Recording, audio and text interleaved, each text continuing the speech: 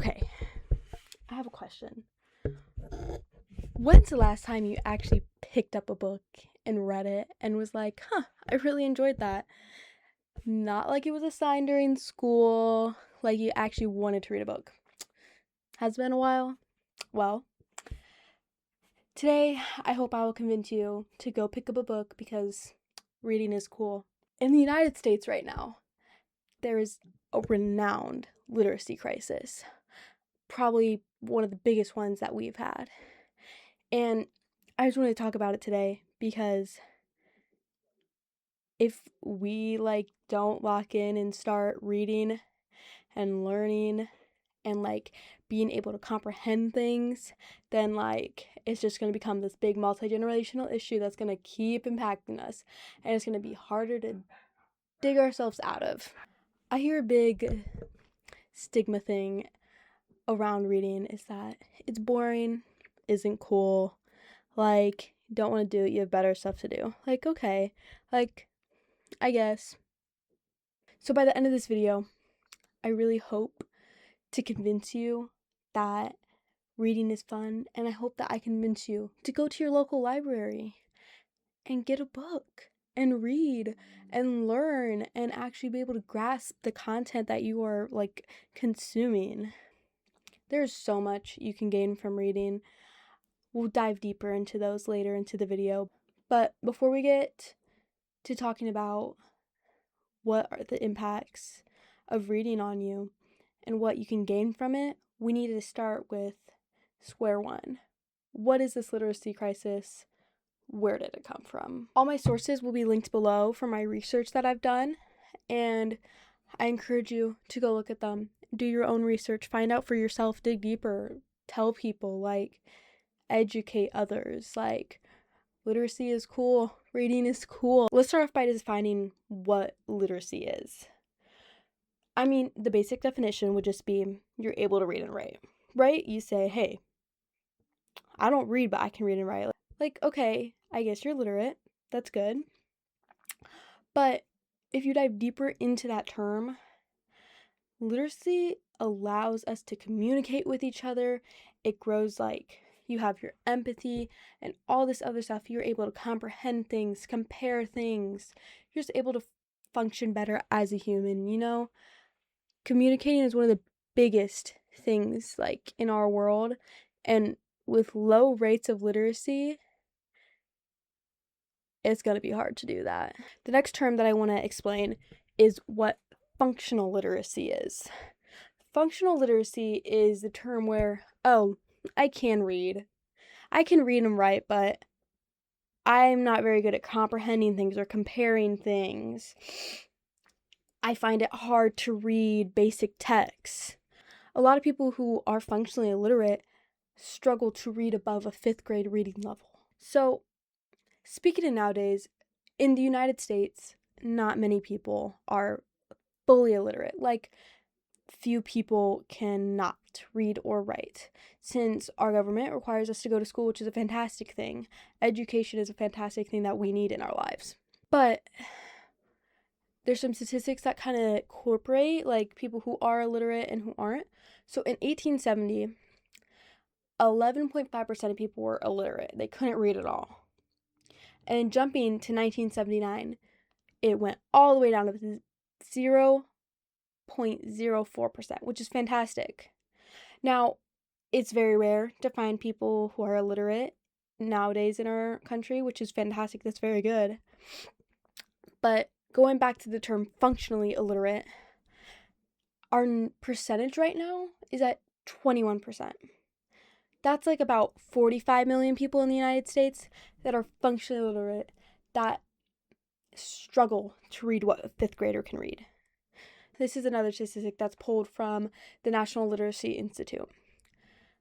54% of Americans struggle to read at a 6th grade reading level. And then 20% of that group cannot read above a 5th grade, which is what we were talking about with that percent from earlier. They struggle to read and comprehend what a 5th grader is reading.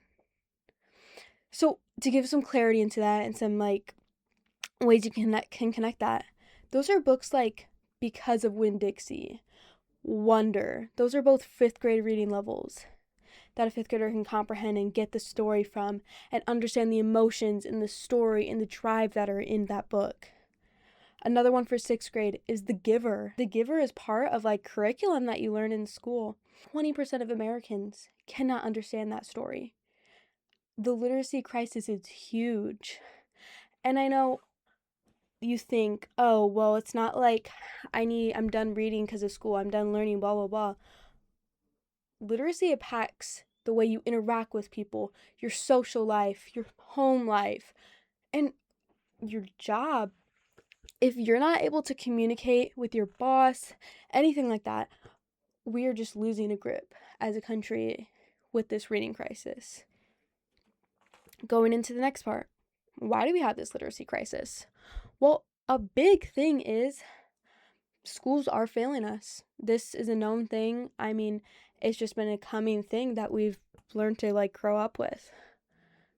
Now, the way schools are failing us is a lot of curriculum isn't necessarily like enforced. And this isn't just on teachers. I mean, a lot of students, they just refuse to do the work. And especially now with AI growing and becoming such a thing, you could be given a book as a student and be like, hey, we're going to like read this like progressively over like the next couple months. But every time you have some sort of homework or something that you need to know the book for, oh, I'll just ask ChatGPT and he'll tell me what I need to know. And so a lot of students are not taking accountability to read these books. But then that leads us into the next point where there is a massive teacher shortage right now.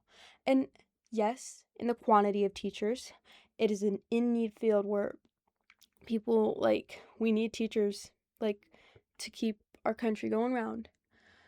But it's not just in the quantity, it's in the quality. A lot of teachers are getting to the point where they are burnt out, and that goes back to the part where students are not amazing. We're in a rough time right now.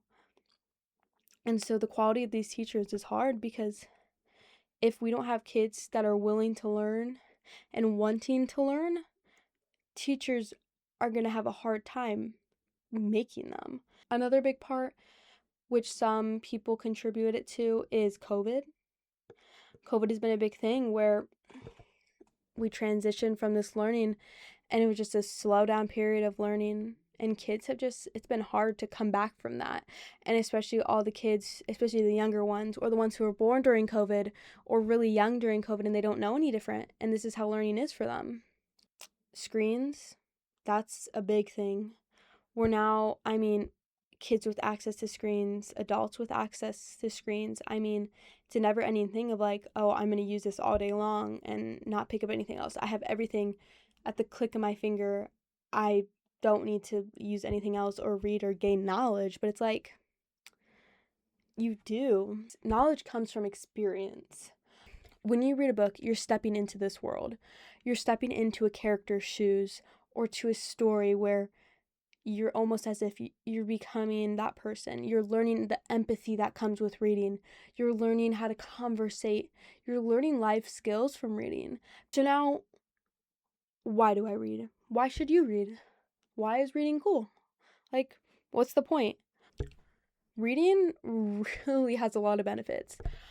I mean, a lot is like, someone would be like, okay, yeah, that makes sense. But some of them are like, that's pretty interesting that just reading pages and pages can do that for you.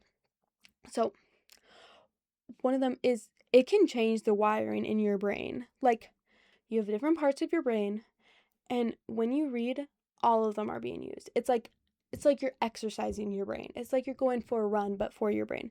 That is so healthy for you. Without that, I mean, what happens when you don't exercise as a human? You get sluggish. It's not as good for you. Use that same equivalent for your brain. Reading is exercise for your brain. It is so healthy. When you don't use a specific part of your brain, it can just like be like, oh, I don't need to use anymore, and it can just unlearn, like just stop working. But like when you keep reading, it's using all your cognitive function, it's helping you. Reading grows your emotional intelligence and your empathy. Like I was saying earlier, you're putting yourself into those characters' shoes. You're becoming them. You're learning what it is to live in their world and different things going on in the world. You're able to learn things from another perspective. Reading improves your critical thinking skills. When you read, again, you put yourself in a character's shoes and you're trying to problem solve with them, do all this stuff, think of what could happen next in the story. You're using those critical thinking skills, which are so needed in our world and so lacking. Like critical thinking skills, God, our government doesn't even have those. People don't even have those. They just jump from one conclusion to the next so they see one word. They don't think of the deeper meaning of what that could be, which just escalates into a whole nother thing of problems. I think one of the biggest things about reading, and when I was doing the research, I was like, that's a really nice fact. It can help you sleep better and stress less, which is so needed in our world. We are always constantly on the go, go, go, always having to do stuff, always having to be productive and everything. But being able to sit back, read a book, and then you go to bed, sleep better, stress less, I think that sounds really nice.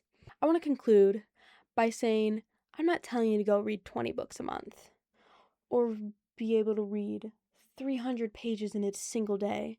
Those are so unrealistic. And I know social media and everything like really just latches onto that idea of like, oh, I need to be the best. Let me just read all this stuff. Like, that's so unrealistic. Like, read what makes you happy, but don't not read, you know? Find the genre that you like. I mean, it takes time to find books that I'm like, oh, I really want to read that.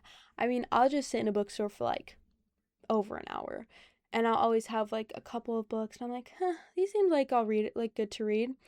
And there's always books that stick out to me and I'm like, oh no, like I want to read that. So I encourage you to read. If you take initiative and go read a book, just by doing that, you're helping the literacy crisis one book at a time. Please share with people, let them know the word, educate them, let them know how to fight literacy, and let them know where it stems from. Thanks for guys for watching. Hope you learned something. Go pick up a book.